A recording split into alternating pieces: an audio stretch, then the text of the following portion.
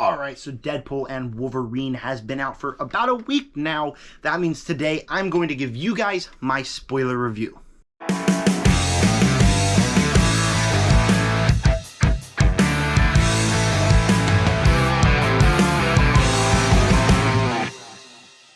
Alright, so I've had a chance to see Deadpool and Wolverine 2 more times. That means I've seen it 3 times in the theater total. And so here's how this video is going to work. I'm going to give you the reasons why I like the movie, if it changed after rewatch, anything else I think, and then I'm going to kind of go step by step into the movie and talk about like what happens in the movie and how I feel about that. And spoilers, obviously it's spoilers, so if you haven't seen the movie, go watch the movie, it's great, and come back here. So with that said, make sure to subscribe, hit the like button, hit the bell, and comment down below what is your opinions on Deadpool and Wolverine spoiler thoughts. You can spoil it down below in the comment section because people that have not watched the movie should not be here. So with that said, let's get started with my Deadpool and Wolverine spoiler thoughts, and this is just my overall thoughts after watching the movie 2 more times. And I think the movie's great. I think it's in my top 3 of the year so far. It's the best MCU movie in years. It's top 5 X-Men movie, which is saying a lot because the X-Men's got great movies. So there is just so much going for this movie, and I loved a lot of the movie. I loved so much of it.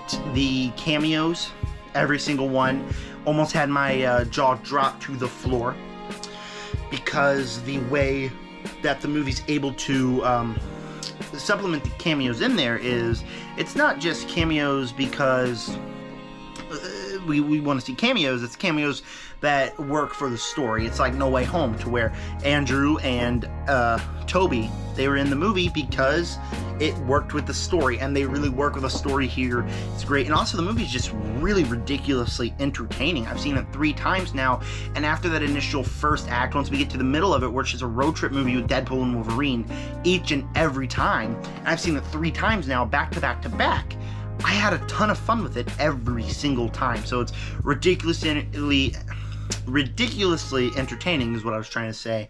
Great action sequences, some great moments, but we're gonna dive into spoilers here. That's just my thoughts after a couple more viewings, and let's get started with the deep spoilers. Alright, we kick it off, and the movie's starting off with a really good intro. The whole internet is loving the intro where Deadpool goes to find Wolverine's remains and tries to see if he's alive back from his death in Logan. And I mean, it's just a ton of fun. All the Deadpool movies, they're known for their wildly fun intros, especially Deadpool 1, Deadpool 2, just those intros that we see something crazy happen and then we're taken back in time, and it still keeps with the same vibe here. And it's just a really cool action sequences where the TVA come to stop him, and he uses Wolverine's dead remains to just absolutely butcher and slaughter them. There's some discourse online where Deadpool dances to Bye Bye Bye by NSYNC, and a lot of people love it. I loved it. I thought it was great. And a lot of people on the internet are saying, hey, why like the Deadpool and Wolverine dance number, but not like the She-Hulk twerking scene? Actually, they're the same thing. No, they're not. They're nothing alike. Yeah, Deadpool's dancing to NSYNC's Bye Bye Bye while the credits roll, and She-Hulk and Megan Thee Stallion are twerking to a Megan Thee Stallion song. How is that at all alike? And people are getting fierce with me on Twitter. Like, if you want to see my Twitter, go check it out. It's Zachary Dollar or Zach Movie Chat YT. But like, they are going after me. The whole She-Hulk army is very mad at me because of my opinion, but they're not anything close to the same, and it's just a fun sequence, and it starts off very strong. The rest of the first act I don't think is as strong because the story here, not as strong, especially watching it numerous times. So much of it doesn't make sense. So much of it could have just been like tweaked a little bit better to make it better, but it's just like an anchor to get to the stuff we actually went to this movie to watch. So that's what was in this movie. And so the rest of the first act, we get to where Deadpool goes to try out for the Avengers with Happy Hogan, who's our first cameo. And basically Happy tells him off he can't join the Avengers because the Avengers are working as the Avengers because people need them and Deadpool needs this, and there's a difference between that.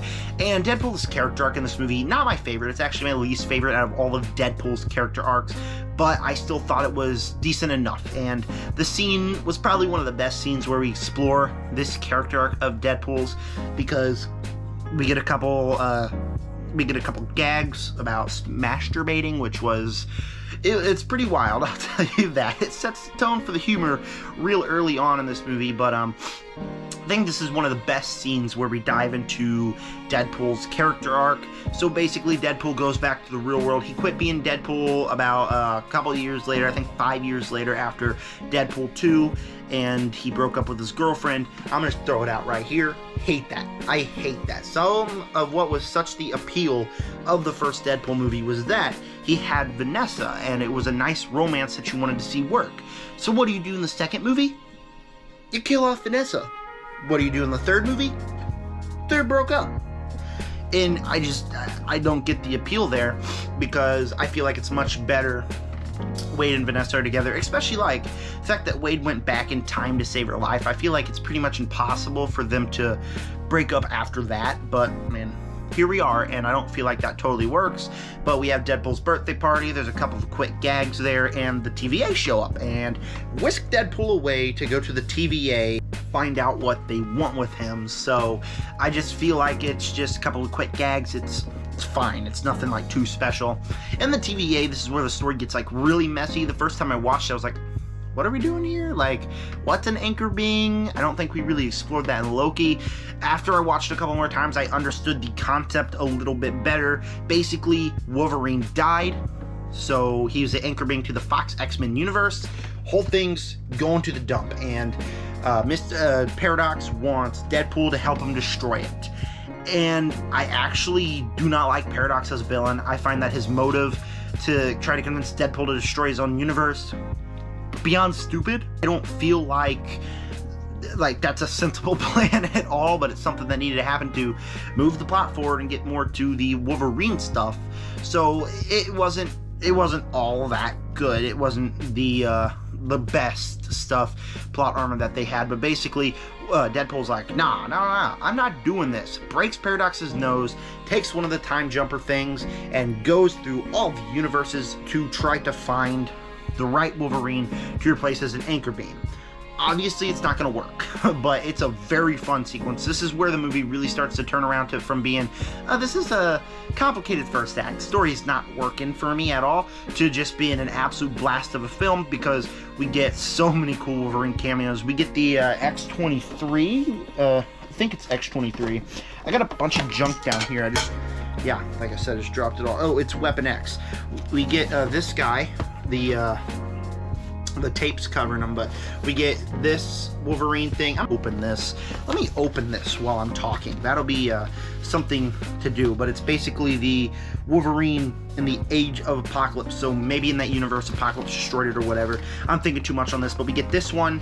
We get the Wolverine who fought the Hulk with a nice little gag there. Is really cool. I wish we saw more of that Hulk fight. I'm thinking hopefully it'll be on the 4K or Blu-ray as a special feature, but I highly doubt they'll put a Wolverine and Hulk fight as a special feature. I feel like that'd be really odd, and I'm just completely like destroying this. The box was destroyed before I opening it, okay? That's why it's hard to open. There he is. Nice little costume here. I think this is the right one. I think this is the right Wolverine that we had, but now that he's opened, I can put him up here. Anyways, I feel like it would have been cooler to see like a Deadpool and Hulk fight, but it was a nice little cameo. We get Wolverine who's strung up on the cross. I don't really know what the comics that's from. We get the big one here, or before we head to the big one, we get like comic accurate short Wolverine. It looks goofy. I mean, I cannot lie. Putting Hugh Jackman in a short person's body just looks all kinds of weird, but I thought it was fine. It was a nice little gag there, but the big one is Wolverine, to where he walks up to Wolverine. He is absolutely shredded, and turns around and it's Henry Cavill. He goes, actually from the back you look kind of like Henry Cavill, oh my, and then the F word. I'm not going to say that because this is a family-friendly YouTube channel, but it is just a really funny gag. He's making fun of DC, he's making fun of all that, and it was really cool to see Henry Cavill, one of the biggest fan casts in this world. You get to see him, and stuff like that happens all throughout this movie. So basically he gets punched through a hole, and then he ends up teleporting into the Wolverine that we see in this movie's universe. They have a nice little banter scene showing off their banter that obviously it's gonna be great inside of this movie. And basically Wolverine is about to get shot, puts his head up to the gun, dares him to shoot it, and then drinks a bunch of alcohol and gets passed out. So Deadpool drags him into the TVA, says, here's my new anchor beam. Paradox is like, hey, not gonna accept him, and I forget the word, but he takes this little magical stick, pokes them all, and they are in the void. And my god, this is where the movie gets to this top tier MCU, top tier X-Men type stuff. Because now that we're in the void, we get all these cameos, and it is, holy crap, it is pure awesomeness. We started off with a 20th Century Fox fight with Deadpool and Wolverine, and it again just showcases the awesome action that Sean Levy and crew are able to do in this movie. It's one of the best fight sequences, and I think it's one of the underrated ones. When I'm talking with my friends about this movie, I'm talking about like I talk a lot about the car fight scene and the Deadpool's fight scenes, but this is one that was just really cool with some great choreography that I thought was really, really great. One of the best action sequences of the movie. And then Chris Evans shows up. I mean, the Human Torch yells, hey, pay attention, we all think it's gonna be Captain America. I was like, whoa, we're getting Captain America. He jumps down, Deadpool's like, he's gonna say the words, and he says flame on, and we realize it's Johnny Storm, which was an awesome cameo. It was an awesome cameo. And at first, I did not like it that much because I felt like Johnny Storm wouldn't be using all of that language. But the more I watched it, the more I realized that, yeah, maybe he would, and it felt more natural coming out later on. So he made some funny jokes. We get that whole post-credit scene with him and like talking bad about Cassandra. Awesome. It's one of the funniest jokes in the movie. So basically he tells them to stop because the bad guys are coming. So we get a bunch of cameos here. We get Sabretooth, we get Pyro, we get Toad, we get a bunch of the X-Men villains. And here's where it gets a little disappointing because they're getting a rematch between Sabretooth and Wolverine. And again, I feel like this was so hyped up for us, and I was so excited to see how this would turn out. And then Wolverine comes through, slashes him with the claws, cuts off his head. Real easy. And I feel like it would have been cooler to get that. That's why the movie's like just over 2 hours, barely over 2 hours.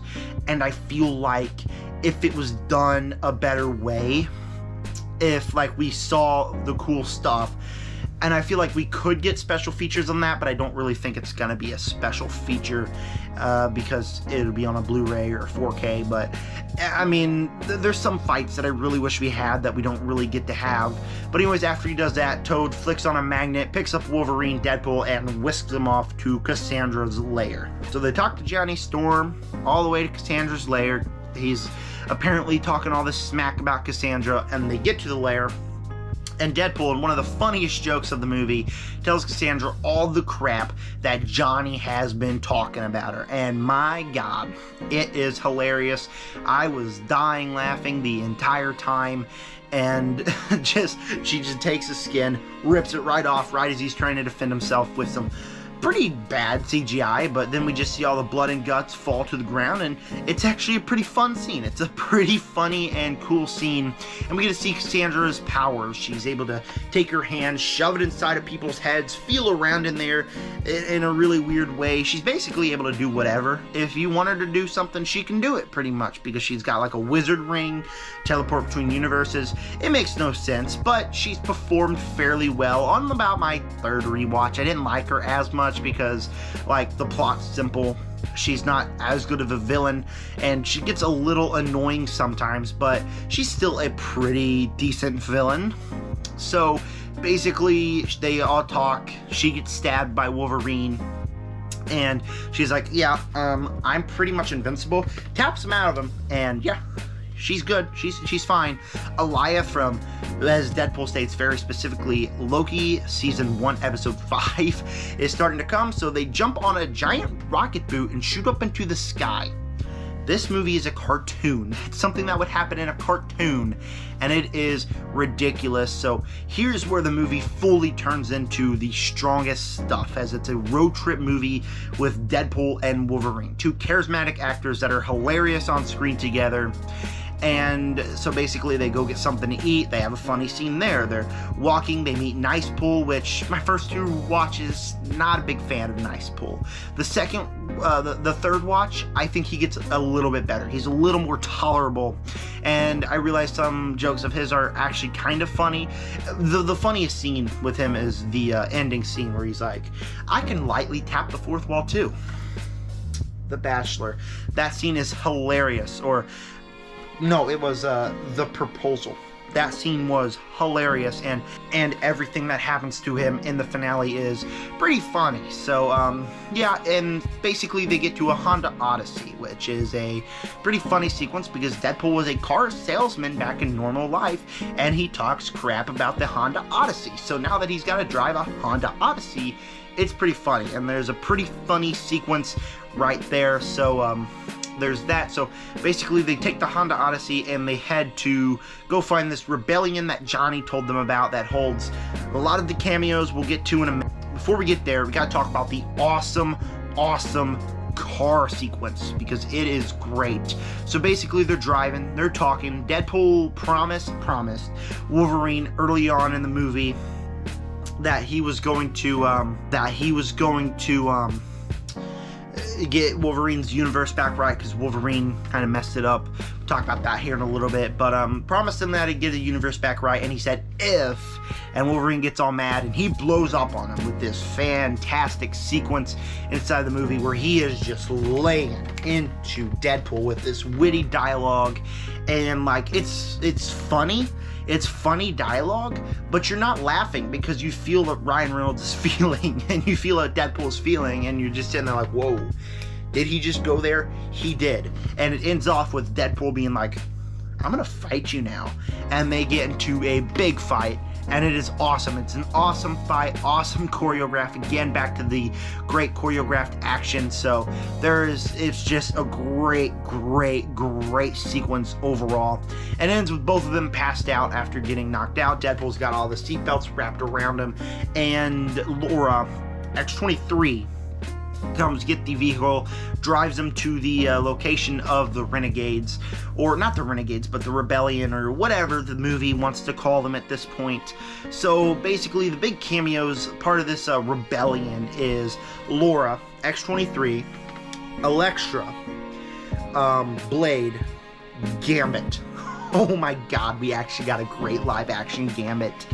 I recently watched X-Men Origins because I have to do an X-Men ranking. That'll be my next video, but it's awful, and knowing that we actually got a good portrayal of Gambit was great. So let's talk about these cameos. We knew Laura X-23 was going to be in this movie because it was shown in the final trailer, and they made some good points to why they did it, because she's an emotional hook in the movie, which she is, but I also don't really like it because she's here in the void, which means somewhere after Logan died in Logan, she's able to just get captured and put in the void. That kind of ruins the happy ending that Logan had, and I'm not really too big of a fan. She never really does anything that I think is too great.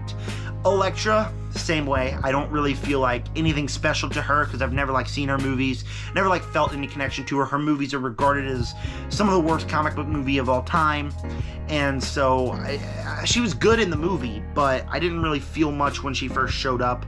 And then we get Blade, who my jaw was on the floor. I mean, I love that we got to see Blade, and it was awesome, and he makes some really funny gags about there will never be another Blade, how much he hates Ryan Reynolds, and it's some really funny gags if you get these gags that are hooked into real life. If you know what's happening in real life in the Blade project and what happened with Blade Trinity, you will get these jokes, and you will find these jokes really funny, and I did get it, and I really did get these jokes, and I found them really funny. The big one for me, though, is Gambit. I mean, Gambit is my favorite X-Men character. Not a big fan of Channing Tatum, so the first time I watched it, wasn't a big fan of him because I don't even think he's really that good of an actor in this movie. But I really got the joke the second and third time around, where I was dying laughing watching him because, I mean, the whole joke is his accent is awful, so Deadpool can barely understand him, and there's some really funny jokes here, but I really grew to love him, and I love Gambit, and as much as he looks ridiculous in this costume, he's got some great action sequences in there, and so I love that Gambit is in this movie. So the whole time, they're talking about how Johnny would have wanted them to go to Cassandra, and it's revealed that Deadpool basically got Johnny killed, and so they all get ready to gear up and go get Cassandra because they got to get Juggernaut's helmet, put it on her head, and have them whisk him back home. Wolverine's like, nah, I'm not doing this, and we get an emotional sequence with Laura, X-23, and Deadpool, where Wolverine's, or not Deadpool, but with Wolverine's character arc, I think, really works inside this movie, mainly because it's because it's a different character of Wolverine, and it's like basically he ruined his world, but he's coming up to be the man that saves Deadpool's, and I think that really works. But like the whole sequence again, I think the best part of it easily was when Laura's like, hey, you're never the right person until you are. And so I didn't really I'm not a huge fan that X-23's in this movie, especially like being the same X-23 from Logan, so I don't really think like that totally works, but it's a good enough sequence in its own. Apparently that convinces Wolverine to go fight Cassandra, because there they go, all pack up, and they go to fight Cassandra and get back home. And it's a pretty fun action sequence because we get Gambit doing his thing, putting cards on people, blowing them up, taking a staff, blowing them up. We get Elektra doing some cool action sequences, even though I feel like she never really, she wasn't as cool as the others. We got Blade doing his thing, X-23 doing her thing, but more importantly, Deadpool and Wolverine's main goal is to get back home, and they go up to Cassandra. They talk for a little bit. She basically knocks Deadpool out, puts her hand inside of Wolverine, and here's the best emotional sequence of the movie, because she's like, I can make all the voices stop. You just gotta work with me. Work with me, and it'll all be okay. And Wolverine's like, nah. And Deadpool takes the helmet of Juggernaut that X-23 got by cutting off Juggernaut's ankles. Pretty gruesome and awesome if you ask me, but they put it on, and she basically gets stopped from doing what she wanted, and she's like, I can't send you home unless you take this off, and once you take this off, I'm gonna kill you. That's a pretty big problem, right? How do they solve it? Well, Pyro's working for Mr. Paradox. Pyro is working for Paradox, and he wants Cassandra dead, so he comes in and he shoots Cassandra a couple times, and Wolverine's like, I'm the X-Man. What we're gonna do is we're gonna save her life, because she is Charles' sister. The best part about her was her being Charles Xavier's sister, and like the cool stuff that's done. And Wolverine's like, hey, if he knew you were here, he would have tore a hole through time and space to come find you. And so he basically convinces her to take the helmet off and send them home. So she pulls out a wizard ring, which she had for some reason, and she never left. Okay then, and she gets them all back home. She gets Deadpool and Wolverine back home, and she investigates Pyro in a really funny joke where Pyro's like, hey, don't go in my head. Sylvie will just tell you what just happened. And she's like, okay. So they learn what happened. Deadpool and Wolverine are about to go stop Paradox, and she all of a sudden comes back through the vortex, kills Pyro, and is like, and takes over Mr. Paradox's head, and like, hey, you got this thing? I'm gonna destroy all universes now. Why? Because the plot needs a third act. And it's kind of a weaker third act, but it's not as bad as recent MCU movies' third acts. So here's where we get one of my favorite sequence of the entire movie, where Cassandra gets all of the Deadpools to come through the portal into the real world and stop Wolverine and Deadpool from getting into the bottom of the area and taking over the device and stopping her. And it's just a great action sequence with tons of gags. Blake Lively voices Lady Deadpool. And there were just several other cool Deadpools, Kidpool, Babypool, Deadpools we never thought we would see in a live action movie that we get to see here. And so a couple of funny gags here, and then we get a fantastic action sequence with Madonna's Like a Prayer playing. It's just like a whole Warner sequence. Deadpool is slashing up himself. Wolverine is slashing up them, and it's a great sequence. And I loved it. I loved it. It's easily the best part of the movie. All 3 times I watched it, and it gets me excited. It gets me excited for what's going to happen next. It's a great sequence, but obviously they're Deadpools. They regenerate, except Nicepool, which at the very beginning of the fight, Deadpool takes Nicepool, walks him across, and just has him keep getting shot over and over and over again.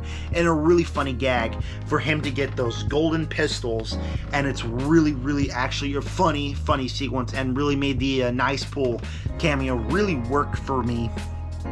So there's that. And after the sequence, they all start to regenerate, and Peter pulls up, Mr. Peter, and he is wearing a Deadpool suit. Apparently all of them have Peters, and I feel like there could have been a better way to end this sequence.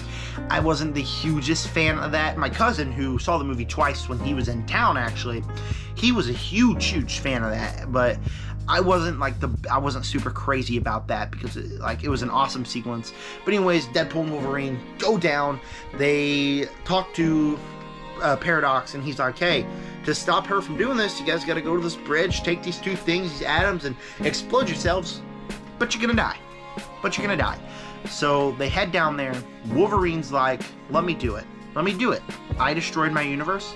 It's my fault, and I need this, which is a great ending to the character arc.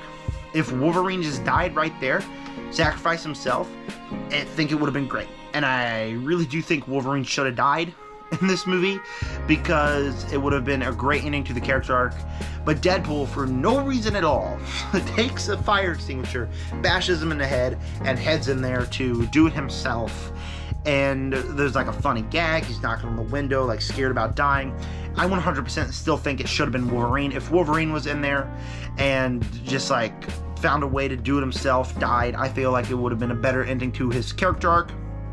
But that didn't happen, so can't really imagine what that would be like. But anyways, Deadpool goes in there. He figures out he can't reach the 2 things at the same time. Wolverine breaks in, and they both do it together. And while Madonna's Like a Prayer is going on, it's a long sequence. I feel like it's longer than it probably should have been. Each time I watched the movie, I felt like, okay, yeah, we're just showing like all the highlights of this movie so far. It can end, but it's still a pretty cool sequence, and it's how the plot ends. So they are dead. B-23 from Loki comes in, starts investigating Paradox. He's like, what happened here? And he's like, because it was all Cassandra Nova. Cassandra Nova's fault. Yeah, she's dead, but it's because Deadpool and Wolverine are our heroes. And they come back up, and apparently they're still alive. How are they still alive? I don't know. I guess the power of 2 prevents atoms from destroying their body or something like that. I don't know. The plot's stupid. We're here for cameos and fun action sequences, and that's what we got. So there's a couple funny gags in the sequence. Mr. Paradox is under investigation, and so that's basically the end of the story. They go get Shawarma. Nice callback to the Avengers. I thought it was a really funny sequence. And basically, Deadpool invites Wolverine to be in his family, and it's pretty nice ending. I don't feel like the 3rd act is as strong as the rest of the movie, but it's pretty nice. So that was Deadpool and Wolverine. Then we get the nice credits running through of showing us like all of the other X-Men movies, the highlights of the filming and stuff. And not gonna lie, the first time I saw it, I got a little bit emotional because I grew up with a lot of these movies. So thought it was a nice little sequence inside there. But yeah, that was Deadpool and Wolverine. Loved a lot of stuff about it. There was some stuff I was iffy on even now, but overall, like, the positives still really rule. I had a ton of fun with this movie. Great action sequences. It was really funny, and I just really loved this movie. I had a ton of fun with it, and 3 watches in the theater, and it's my top 3 of the year. Only not as better as Dune Part 2 and Kingdom of the Planet of the Apes, because those are fantastic movies. This one is the best Marvel movie, top 5, not the best Marvel movie, but the best Marvel movie in years, top 5 X-Men movie. I really love this movie. I gave it, I think, an A or an A- in my initial review. It's getting an A+ now, because I just had such a fun time with Deadpool and Wolverine. But that was all the spoilers of Deadpool and Wolverine. What did you think of the movie? All the spoilers down below in the comments section. Stay tuned for an X-Men ranking coming in the following days. And then with that, I'm going to rank the X-Men franchises, the individual, like the Wolverine trilogy, the original trilogy, the sequel trilogy, and the Deadpool movies. All that's going to get ranked. Bunch of Deadpool and Wolverine videos coming in the coming days. With that said, thank you for clicking on this video and subscribe. Join the Nerd Army. Peace out.